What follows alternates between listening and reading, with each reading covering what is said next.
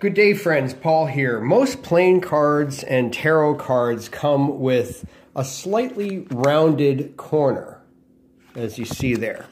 They're rarely sharp square corners, but I recently ordered some mini tarot cards that had square corners. They were just a very affordable option, and I turned them into rounded corners. They feel so much nicer, and most of the decks you get are going to have rounded corners, but if you need to round off corners on a square corner cardstock or other project, I'm going to give you a quick way to do that. You could use a template, of course, and just lay the template over the card here, say like a business card. And when you lay that template over with the rounded corners, you can see where the little sneak corners of white are sticking out, and then you just, cut around that. But I mean, when I was doing that, I was even getting some edgy kind of corners, and I just found it easier when I went through this entire deck here, is just to, with my scissors, latch into a side of the card and then rotate the card as you cut with a nice consistent motion. And then you get a pretty nice rounded corner. That's the key, is pull the card. See how I'm turning the card as I'm doing that? I'm not letting the scissor do the work. I'm turning my left hand that's holding the card. And I tell you, you can really get into a system here.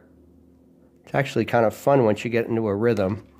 All right, so there I've rounded off 4 corners on this business size card. Now, the coup de grace, that's pretty good, actually. That's pretty smooth. It's better than some of my first efforts with these guys. And by the way, I did a video on my first impressions of the Marseille 22 Major Arcana Tarot deck. Please check out that video. I'll put up a card here. It's my first impressions of the archetypes and symbolism of the tarot deck, and I've been having some fun with that on my own, so subscribe to my channel for upcoming videos on that. Now, what you want to do for a touch-up on those corners is use a fine grit sandpaper, like a 3M 220 grit or even finer. And I found just by very gently going down the card vertically, holding the card very vertically, because you don't want to grind on one side or the other. So hold it very vertically and then come back this way. You don't want to push against the grain of that card or have it chatter like that, but that really smooths it out really nicely. It gives it that certain air of savoir-faire.